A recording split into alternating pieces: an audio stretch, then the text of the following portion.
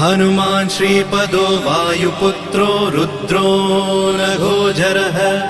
अमृत्यवीरवीरश्च ग्रामवासो जनाश्रयः धनदो निर्गुणः शूरो वीरो निधिपतिर्मुनिः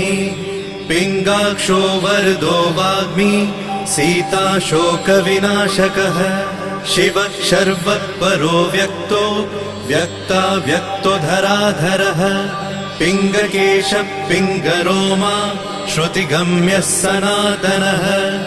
अनादिर्भगवान् देवो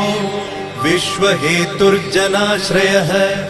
आरोग्यकर्ता विश्वेशो विश्वनाथो हरीश्वरः भर्गो रामो रामभक्तः कल्याणप्रकृतिस्थिरः विश्वम्भरो विश्वमूर्तिर्विश्वाकारश्च विश्वपः विश्वात्मा विश्वसेव्योऽथ